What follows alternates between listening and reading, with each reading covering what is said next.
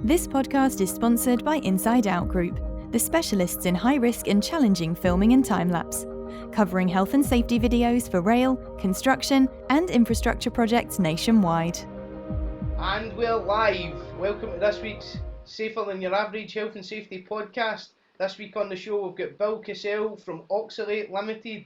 Bill's one of the foremost LEV experts in the UK and a really interesting guy. Great career story to tell us today. Over to you, Bill. I'm not sure where to start, but I guess like yourself, I originated out the Glasgow area, but then travelled quite far and wide from there. And I mean, basically, I spent. I mean, if we jump later on, we can discuss how I got to various points. But we were, we better, I suppose, start health and safety began with HSE, and I joined HSE before many of your viewers were born, and I'm ashamed to say it was 1977. And then from there, I spent many happy years in HSE and then formed a consultancy. The consultancy was a health, safety, environmental consultancy, which was then bought out by a very big company a number of years later, and 2,500 staff, and I realized I really didn't fit in with a very big company. So now these days, I'm a trainer, and they always say that you must be either really good at the top of your pinnacle of your career and knowledge, or you're pretty useless and you can't do anything else. So I'll let people who come along my courses decide on that. But I have fun along the way, so I think I'm a bit selfish in that way. I enjoy what I'm doing, and I will continue to do so. So that's the basic introduction, the origins. So if you tell us a bit about your background growing up then, Bill, where did you grow up? In Glasgow, it's quite a big place. Well, I grew up in a place called Kilkeggie, and not many people will know that, but it's about 17 miles out of Glasgow. Family were decamped there after the last war, as a lot of people were dormitory wee towns and villages. My dad was a joiner with the council, and speaking about health and safety, every summer I used to go out with my dad, and we went on all the jobs with him. I mean, okay, the worst thing he had there was probably a handsaw, but we used to have these little bonfires on the site, and you had your little bean can with your tea in it and things. I loved those. They're really happy memories of going out with my dad. But something that's important, maybe there was two things I learned from my dad. I always thought as a youngster, because you're always you think you know more than your parents, and I remember saying to him one day, he was stick building a window frame. So they used to go to council houses. In those days, you didn't get window frames pre-made. My dad, on a bike, I might add, took moldings and cut them with a handsaw and made the window frames. And I was getting a bit bored, and we'd had a cup of tea and a wee billy can, and I said to him, "Don't you ever get bored, Dad? I mean, you're going to make another window frame. It's exactly the same as the one you've just done. It's taking you all morning to make it." I remember it, and it stuck with me for all my life. He said, "Son, I'm going to make this second window frame a few minutes quicker than the first one, but it has to be made to better quality." And I've run my life that all through my life. And our businesses, when we've run them, were very profitable. In fact, one of the main business, people used to call me Mr. 2 Minutes. I was always looking to cut a couple of minutes off a job, and it might be a new instrument or a better layout of a form or something like that. Cut 2 minutes off a job. I had 10 guys doing that job. That was 20 minutes a day, 5 days a week. And then a week or so later, I would do another 2-minute idea. And I knew they had that kind of nickname for me, but it was my dad. But I still had my dad's passion for anything we did to cut time off a job had to improve the quality of what we're doing. And that was the second challenge. There was many ideas that came through us, and we thought that they would save time, and they didn't make it to the final cut because they didn't improve the quality of the job. So that was a lesson, if you like, from Dad. that and the fact that drinking a pint of raw egg and milk every night, as he did for many months, did not stop him going bald, because we kept chickens as a thing. And somebody told my dad, he was like me, quite high in the temples. If you drink a raw egg and milk every night, and I've got this picture of my dad standing by the kitchen sink trying to drink. He put lots of salt and pepper in to get it down. And my dad died at 87 just a couple of years ago, and he had as many hairs on his head then as he did when he was in his early 30s. So for those of you out there who are a bit follically challenged, maybe a pint of raw egg and milk every night will actually improve your prospects of not going bald. So yeah, I like to think I got a lot of my eccentricity from my dad as well. He was quite a character. But then, you know, so that's where I grew up, and council house, council estate, loved it, had a happy childhood. Went on to school, grammar school in Lanark, as it happens, and then on, I did my hires in Scotland. Some of the English viewers might not know, but in Scotland you can do hires, and you can do them at 17 rather than go on to 18 for the A-level. So I'd done everything at 17. It must have been quite bright in those days. Certainly has gone off since then. And I got offered a year down in ICI, as it was then, which is INEOS now, as a trainee chemical engineer. The story was I wanted to be a pilot all through my life. I wanted to be a pilot. I was going to do whatever it took to be a pilot. And then one day in chemistry class at school, they brought out color charts, and I was flipping colorblind. So that killed that stone dead. And the old chemistry teacher, serendipity, isn't it? The old chemistry teacher said to me, "Oh, well, if you can't be a pilot, chemical engineer's a good job." And I was distraught. It was, but hey, I couldn't think of anything else. Went to Runcorn. That was brilliant. That's where people say to me, you're nae from Glasgow. You know, you don't speak like you come from Glasgow. And well, I spent a year in Liverpool, and they couldn't understand me. And I love Liverpool accent to this day. I couldn't understand them, and I had to talk proper to get any chance of kind of communication. ICI was fantastic. I loved it. Heavy chemicals. And I mean, health and safety was pretty non-existent, and that would be 1968, for goodness sake. And opened my eyes to industry. I'd led a very sheltered life as far as industry was concerned up to that point. And then from there, I decided I really liked chemical engineering, so I went on and did a degree in chemical engineering. I stupidly came out of chemical engineering and thought, I want to be a manager. I liked the idea of being a manager. I could boss people. It sort of touched something deep inside, you know. Anyway, I wanted to be a manager of a wallpaper factory. A wallpaper factory. I stuck it for 18 months. I can still smell the paper now. It's ingrained. And this is where maybe the serious part was coming through. I really felt that making wallpaper gave nothing to society, maybe except a nice colourful wall. And there was something I couldn't cope with that. I needed to do a job that was worthwhile. I even looked at being a nurse or something. I wanted a job that, I don't know, would satisfy that missing part, and wallpaper certainly didn't cut it. Anyway, by good luck. That as well, Bill, across their career, you get to a stage, probably different stages in people's life, that they feel like that, and they really have that drive inside them to move towards doing something that is useful and productive. Well, it certainly was quite a serious point in my life, and I didn't know how I was going to do it and what I was going to do, and I went back to university and did a research degree, and that was on carbon filtration. Really applied to fume cupboards.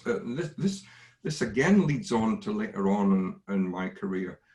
And my supervisor was a complete out and out eccentric. So we fitted really well. Is Dr. Frank Dewhurst. He was a complete nutter. I loved the guy. He's the guy that wrote the book on spiders. and how they reacted to mescaline and marijuana and cocaine. And I was working with Frank. I mean, the story of Frank is he used to work with rats, but to kill a rat, he used to have to smash its head on a Belfast sink because he didn't want to damage the blood before he took the sample. And then people said to him, you can't be doing that. This is 1970, you know, it's not very nice to kind of kill the rats like that. So he went on to spiders and he had to develop this. These people all had great influence on me because he had to then develop fine hair-like syringes to inject spiders. And the beauty was a spider spins a web. And when it's on drugs, it still spins a web, but there's a piece missing. And he could photograph it. So he could photograph the behavioral difference of spiders. Utterly amazing. A fantastic guy. Married to a 6'4" East German woman.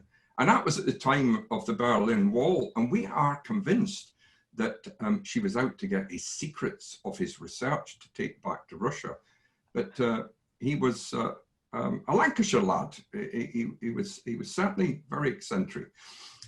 So I finished my degree and I was looking for a job. But Frank was very friendly with HSE. He'd done a lot of kind of joint work with HSE. I don't know what HSE were doing with drugs at that time, but he said, why don't you consider going and working for, this is how old it was. It was the year before it became HSE. It was HM Factory Inspectorate. Yeah, yeah. So I thought that was something to do with patents. I thought it was a patent office. I had no idea whatsoever what the heck the Factory Inspectorate was. And I went along and I had an interview in Leicester with a lady, and for the life of me, I've been trying today to remember her name, and I can't remember her name. She was quite a large lady, but she was amazing. What I remember from the interview with this lady was she ran a pig farm in Finland, and she had a private pilot's license and flew herself over to see the family pig farm in Finland. And she was an HSE, HM inspector, principal inspector. And I thought, that's the kind of organization I can join, because I feel it's quite eccentric if they have people like that. And I really liked the lady. Years later, I told people about that. They said, she was horrible. She used to rip people apart. She was incredibly nice and very encouraging. So I kind of stumbled into HSE and found the best job in my life. I couldn't wish in the first 10 years or more that I was there. It was fantastic. It just filled all the spots that I've been looking to fill in my soul, if you like. It wasn't so great in those days sometimes the way it ran its personnel, and I think that was the death knell in the end. You were in a mobile grade.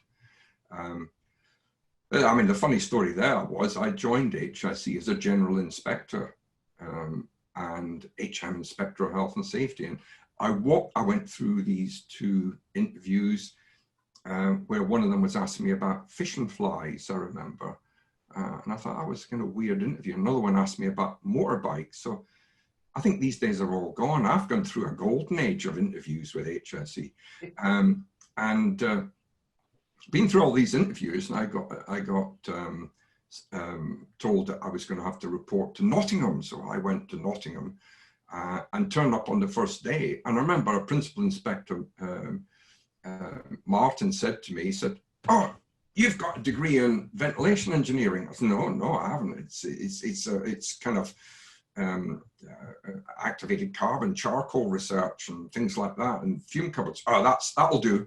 And they seconded me to the bloody LEV department. I knew nothing about LEV, local exhaust ventilation. And I suddenly, typical of HSE in those days, I suddenly found myself sitting amongst all these experts on ventilation engineering. But I tell you what, within 2 years, I became a bloody expert, because you were thrown in at the deep end and you were constantly going to everything that was wrong, and people being, ill, taken ill. So you learn very quickly, and I actually quite liked it because it brought in chemical engineering, it had health and safety. So it it kind of stuck with me as a specialism to this day. Sometimes it's that baptism of fire, getting thrown in at the deep end, that really helps you develop. It's something I've seen across my career, that I've been put in at the sharp end a few times and left to get on with it a little bit, and it's really stood me in good stead. So that's really interesting. It's kind of sink or swim, and the trouble is that either all my colleagues were really good and very competent people, or they put up a brave face that you didn't see behind the veneer. But whatever, you couldn't let the side down, so you had to kind of learn very quickly. Yeah.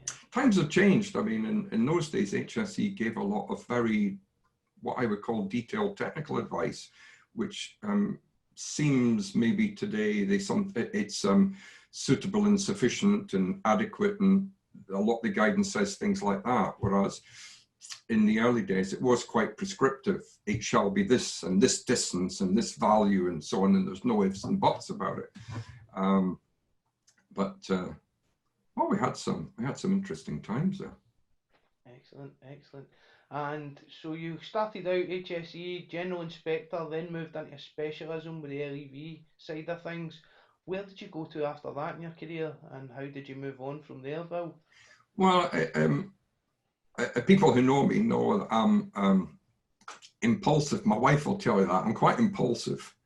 And I've been in HSE for quite a number of years. And in those days, I don't know if any HSE people will watch this video, but in those days, we filled in a form every year called an SAR3. And on it, you said, because you were in a mobile grade, they said, look, fill in order of preference, the 3 area offices. I remember there was 23 area offices of HSE. Fill in order of preference, the 3 offices you would like to be moved to when it's time to move. And at the bottom of the form, list here the 3 offices under no circumstances would you ever want to be posted to at all. And I got a phone call one Thursday night, and I'll get told to go to an office that's at the bottom of the list on Monday morning. And I remember it was East Grinstead, and apologies to those of you who live in East Grinstead, it's probably a lovely place, but I didn't want to go. And I said, there was no point to fill in that form for all these years to say that I'd like to. Oh, I remember it was Bristol, Newcastle, and Edinburgh. And those of viewers who live in those towns will know why, because they're wonderful places. And I think I put East Grinstead and Basingstoke and Long Lane in London was another one. And I was told to go to East Grinstead. And I remember going home absolutely furious. But I've been doing a lot of work with Birmingham office, and the area director there said, look, Bill, I've got a place for you here as a principal. I want you to come over to me. So I phoned them up on the Friday. HR absolutely tore into me. We will decide what's best for your career, blah, blah, blah. You are going to East Grinstead on Monday. Well, on Monday, I came in and resigned. And it was just, people said to me, you've done a lot of good business over the years, and you've been quite successful, I think, at some of the things I've done. It must have been really well planned. I said it wasn't. It was just a fit of sulking and throwing the toys out the pram. But it's like you said earlier, it's a baptism of fire, because a month or 2 later, I sat on my kitchen table and I thought, crikey, I've got 2 kids and a mortgage, and I've just left a really good job. The job was good, but not the way maybe it was handled. Times have changed, and HSE is quite a different animal from what it was then. So that's what caused me to set up, and I became a one-man consultant. I didn't want to do LEV anymore. I'd had enough of that. I want to be general health and safety, and we did, we grew, and I employed other HSE inspectors. We had 8 at one time. In fact, we had got a complaint from the local area director that we had more HSE inspectors than he had. And it was a good time and good fun, great camaraderie, and we built up. But the local exhaust ventilation side was building up, because the need to carry out statutory examinations and tests of LEV plant was really beginning to take root then. And I found myself in a good position, and I tried to push it away, and I found out that it wouldn't leave me alone. And we grew that business. We had 23 staff when we sold to a large PLC from Leeds. We from there, I carried on working with them, and it was quite interesting. We were getting into different environments with that organization. A lot more international work was coming our way, and that was quite interesting as well. But again, I think I'm not a great large organization person, and those that have employed me in the past, probably some ex-principals from and senior principals from HSE would agree. And I can't take to the corporate style. And I'd only been bought over a couple of weeks, and one of the main board directors came and took me to my office and gave me such a thrashing about the fact that not all my staff were showing the corporate wallpaper on their computer screens. And I thought, it's not going to work. It's not going to work. And I stuck with it, and I left them after a couple of years on good terms, and at that time, this is where, you know, life is full of crossroads, and you never know what's going to happen. And one of the crossroads was that this company that bought me over had acquired another company with an old kind of manor house not far from where we were. But it got a 20-year lease, and they couldn't get out the lease. And they'd said to me, we think this would make a great corporate training center, and we can open it out to the public. And could you take the guys over there under your wing and try and develop it? And we kind of did. And we started doing training courses. And then soon after I left, and the corporate PLC lost interest in training, and then phoned me up and said, would you do these training courses, because we don't want to be dealing with it, and we'll pass them over to you. And that's where the final stage of my career started, where I now do mostly training. I do some other things as well, but I now do a heck of a lot of training. And your training courses are absolutely fantastic. They come highly recommended from the Safer Than Your Average podcast.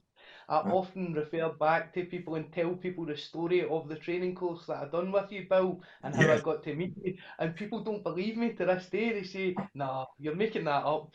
But good I think food, I'll tell that story. It's a good one. Wine.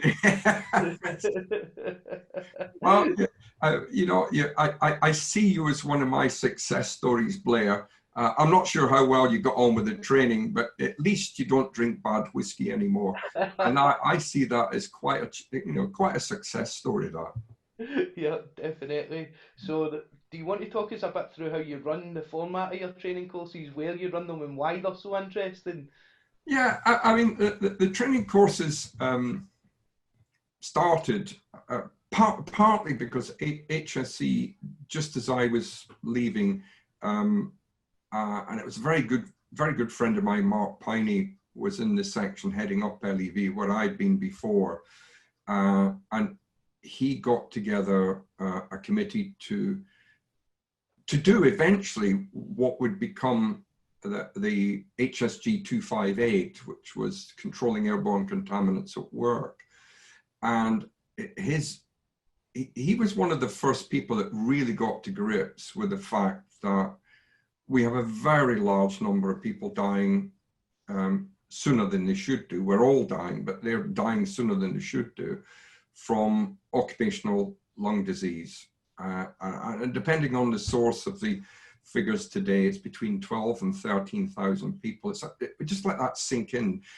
You know, we've got an enormous interest in the pandemic that we have currently going on at the moment, and the trillions of pounds worldwide. Yet worldwide, there are hundreds of thousands of people dying every year from work-related lung disease, work-related. So it's 100% entirely preventable. It's not using some vaccine that hasn't been developed or some technology that hasn't been developed. The preventative options are there. Is my son coming in? There's a swallow in the house. Yeah, all right, we'll go and get it. We have a swallow in the house. Why? These are entirely preventable diseases, and Mark had decided that the first part of the solution was to come up with good fundamental guidance on the controls. Because if we have good controls, then obviously people have to use them and be encouraged to use them. They have to be suitable and effective and properly designed. And they have to be checked and examined and tested from time to time. So he brought all this together into HSG 25A. And I was invited, I then left HSE, but I was invited back to sit on the committee and guide it through, which was quite a nightmare, actually. I've since found out that once you get a committee bigger than 2 people, it becomes quite hard to control things. And they did, all credit to Mark. He produced that document and has been updated a few times.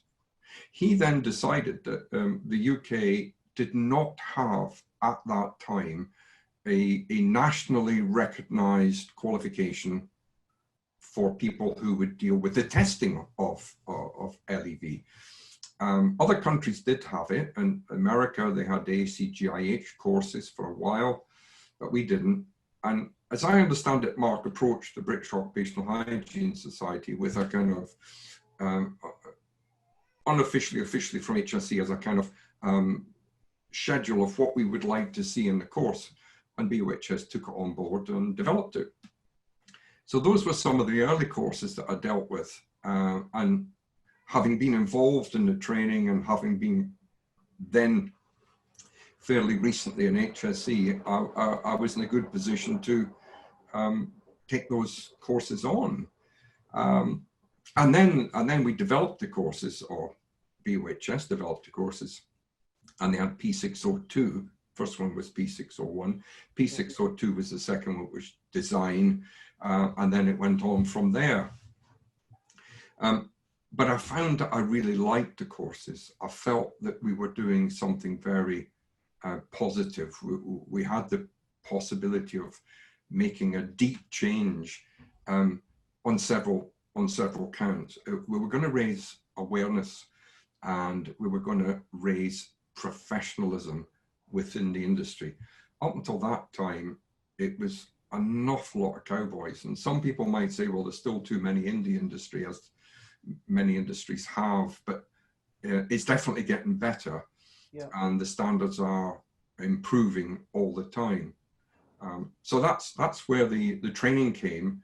And I think it lights a fire for me. And I want to make sure that everybody has a chance. And it doesn't matter. It's one of the things I'm still looking at is if the person leaves university, if a person leaves school at the age of 16 and loses their way a little bit, and we often find that youngsters lose their way a little bit, and then in their mid-20s they kind of get a grip and decide where they want their lives to go. Yeah. But they've missed out on the formal education, you see. But I want to take those people and say, look, we can take you through to a professional, recognized qualification. And it isn't necessarily P601 or P602, that's part of the journey. But ultimately, for a young engineer coming into local exhaust ventilation, it would be chartered status. Yeah. And that can be the 3 chartered, if you like, qualifications that I interface with. It's obviously chartered engineer, but there's chartered safety professional and there's chartered hygienist. Yeah. And I want to see a route plan that can take those people all the way through to that level. And we're working on it, and we're getting there with some partners. And I think it won't be long before we've got the road fully there. One of the at the moment, isn't it, to try and expand out the competency framework and recognise that safety people aren't just safety people anymore. They have health responsibilities, they have environmental responsibilities, and also they have business responsibilities as well. And they have to have that business knowledge to be able to develop in the industry and be able to be a part of the senior management team and speak the language that the senior management team understands. I think business skills are incredibly important, Blair, because effectively, if you're in health and safety in the broadest sense, you're selling a product. Yep. Yep. So if you can sell your business, you can sell the product, and that is so important. Sure. So I'm going to ask the difficult question now, Bill, and this one's normally the difficult one when we get to this stage in the podcast. What's the biggest challenge you faced in your long and vast career in health and safety? I think it's getting people to my mind, the biggest challenge is getting people to fundamentally understand the reason behind the things that you're asking them to take on board. If you went back, I mean, and it's changing all the time, what the detail of that challenge is changing. So in the early days in HSE, it was getting people to wear PPE. Yeah. And interestingly enough, I remember my early days in HSE, you could get them to wear eye protection, but you couldn't get them for love or money. You couldn't get them to wear hearing protection. And it's this immediateness. And they could understand the immediateness of not wearing eye protection. I've lost my eye. Hearing protection, I've not worn it I've been in this department for months, and you know, my hearing might be a bit dull when I go home, but it's fine the next day. It's that progressiveness. Now, I find in occupational lung disease, I have something similar to that people will work for years and years in poor conditions. And you're trying to get them to use equipment properly, and they have to understand why. And it really is quite a challenge that we've got the problems in a lot of places. They use a ventilation plant that is movable. So welding hoods, for example, cantilevered welding hoods. And people will, you know, they'll put them 1.5 meters away from where they're welding. And I've developed little stories, like I'll go and say to them, you got a birthday coming up? And they'll say, oh yeah, 2 months time. How did you know? Oh, I'm just guessing. You have a birthday cake, yeah? Why do you blow the birthday candles out? Why don't you suck them out? You're gonna look at me. And I'll say, think about it, you know, whatever lung capacity you've got in liters, you blow it out, it's the same volume of air you suck in, but you know you're not going to make the candles flicker sucking in, but you know they'll go out when you blow them out. Well, that's exactly the same with your ventilation plant. You put your hand up to it and it feels like it's sucking like mad. But the distance that it will be effective is an awful lot less than what you feel with your hand. Your brain tells you that's sucking really, really well. It go a lot further. So these are little incidences of the challenges that we face for people to fully understand the concept of the harm that might occur from silica. Silica is a great one. Yeah. You know, it's stone. It's curbstones, it's roof tiles, it's concrete, it's bits and pieces like that. I mean, that surely can't do you any harm. You could swallow the stuff. Ah, well, there's the rub. You can swallow it with quite impunity, but can't breathe it in. Yeah. And I truly believe that, well, I hope to live long enough, that people will start saying silica is the new asbestos, because as the asbestos is controlled and is winding up the system, silica is a big one. I've done a lot of work in the past with asbestos operatives. You see it with them, that they're all heavy smokers, even though they know the risks of being a heavy smoker. They work with asbestos day in and day out, and sometimes you speak to them and they're really blasé about what they're doing.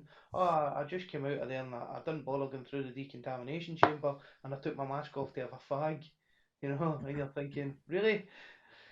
Well, see, I mean, we have some cultural problems to overcome in this country. I've been very fortunate that over the years I've worked abroad quite a lot, and I've been to Japan a few times. I love the country, and their attitude to, for instance, PPE is quite different from ours, whereas ours tends to be, PPE, whereas it's a badge of honor to wear the PPE, whatever it might be. So you don't have PPE problems. And talking about machinery garden, I was there on I was in a factory in in Japan, and it was in a skyscraper. Now, that is just odd. It was a packaging warehouse, and they owned the 7th floor. So you had to go up the 7th floor to a factory. It was kind of weird. And I remember when I was there, because I had a lady interpreter, and the alarm went off. And before I could even think, she grabbed a hold of my shoulder and she pulled me. And the whole building decanted onto the plaza outside the skyscraper in a minute. I was laughing at her and said, you know, back home where I come from, they'd be sending an email to their mates just to say the building's on fire, and then they would do it on Facebook and tell everybody, and then they'd pack their bags and move everything.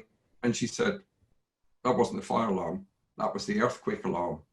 And I tell you what, if you're in Japan and it was Yokohama and the earthquake alarm goes off, you don't mess about, you don't fanny about and say, oh, is that a practice?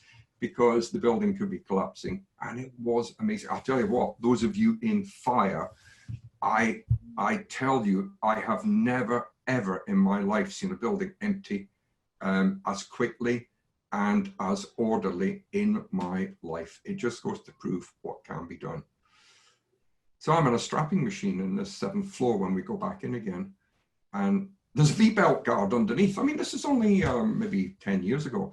A V-belt guard underneath the table, a V-belt with no guard on it. And I said to the Japanese manager, I said, what about this guard? And he said, why do we need to guard it? It's under the table. And I gave an example. I said, well, the lady mechanic who's looking after these, she's got a boiler suit on. She might pull a hanky out, a coin falls out, rolls underneath, she's going to go under. He said, she won't do that. I said, why not? He said, I've told her not to. So, and I said, that's not going to work. He said, this is where he upset me, Blair. He said, I know you English. Okay. I know you English. Said, and the hair stands up in the back of the neck. I've been to England, he said. And here's a point for everybody.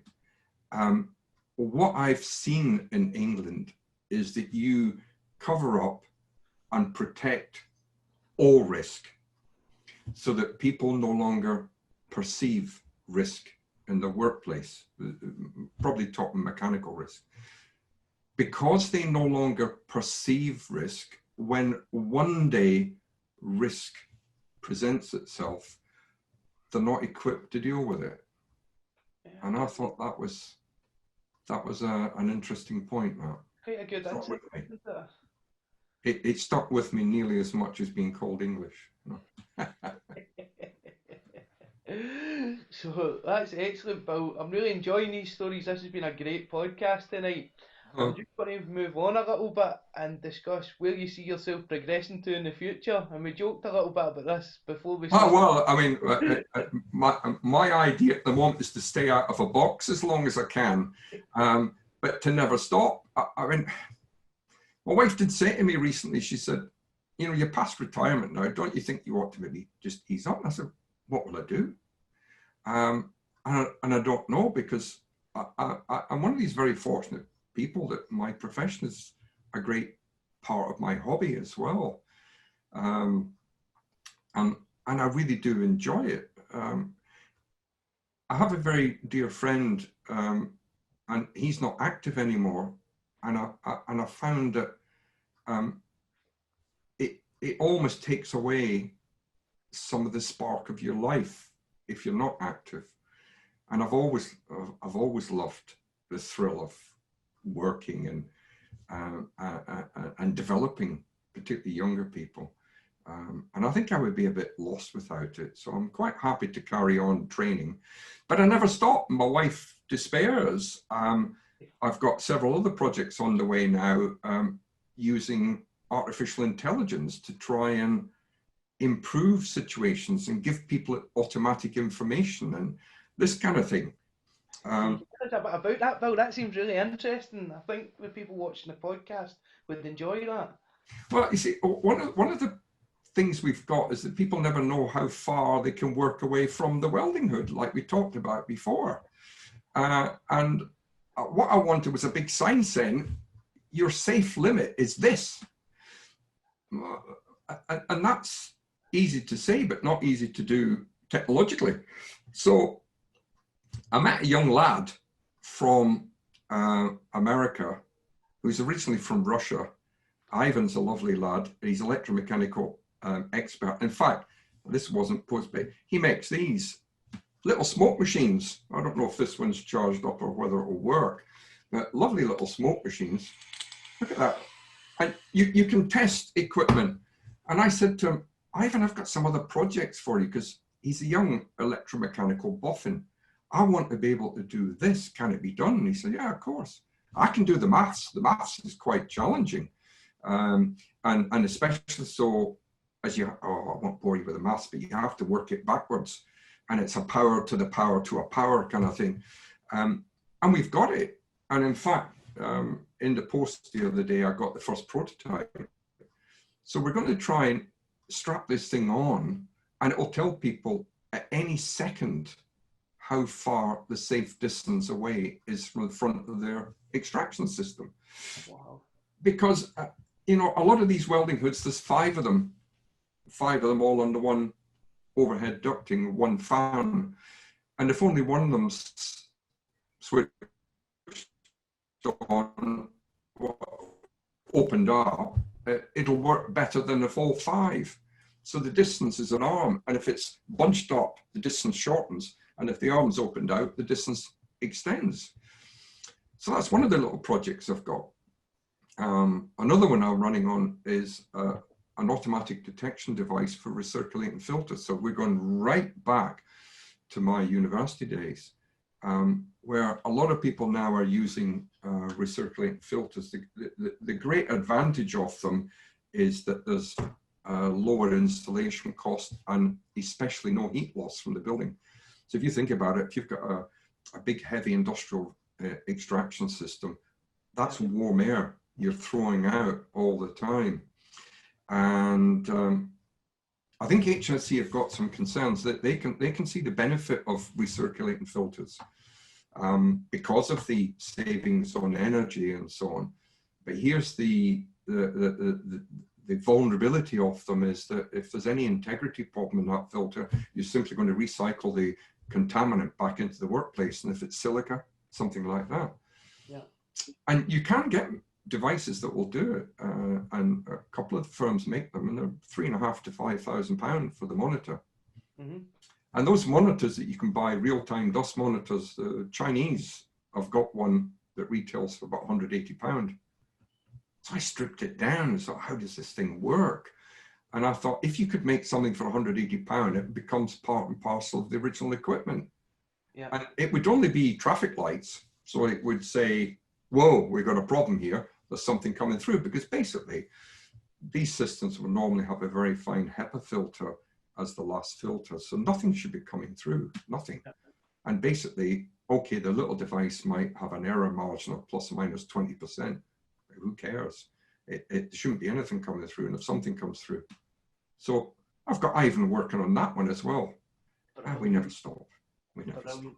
And then you live on a farm as well, Bill. So I knew you were going to say, what's your hobbies? I mean, this week you don't want to know where these hands have been, but we've been lambing, and at the end of lambing, the female sheep are pretty fat and the lambs are pretty big. So it's like you need tire levers to get some of these lambs out. So we've been doing that. And my son's decided he's going to incubate chickens. We've already got a fair amount of chickens. So we have to go and build a hut to put them in because we've got extra chickens. So we've been doing things like that. And I've lots of interests. I thought you were going to say, tell me some unusual qualifications you've got, Bill. And I was going to say, other than the normal things, I am a formal mole trapper. I have done the proper course for mole trapping. I have just, this is pure coincidence. I bought some for Stockton just last Thursday. So you need a ticket to buy that now. I am a carcass inspector because of game dealership. We're game dealers, and you have to have someone who's qualified to inspect carcasses. Yeah. So those are some of the more interesting things that I've done. As you know from being here, I'm also a shotgun instructor. There's a long story, I'll get into that as well. I'm one of the worst shots in the world, but I can teach it. Maybe that's my epitaph. Yeah, you know, he couldn't really do anything, but he could teach it. You know? Brilliant. So And also, you're quite into flying as well, Bill. Do you want to tell me? Yeah, I had a private pilot's license. As you know from an earlier part of this conversation, I wanted to be a pilot, always had done. And so I decided I would do it privately, because being colorblind prevents you commercially. Nobody will touch you if you're colorblind. But there's no bar on being able to do private flying. So in 1985, I did my private pilot's license and thoroughly enjoyed it. Don't do it now. It's one of those things, got it off my chest.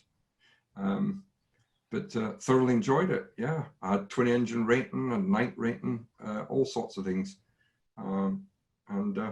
Yeah, and I do other things. I do a bit of fishing now and again as well, walking, keeping my wife company on the hills. She likes to do walking, and I just go along to kind of keep her company, you know.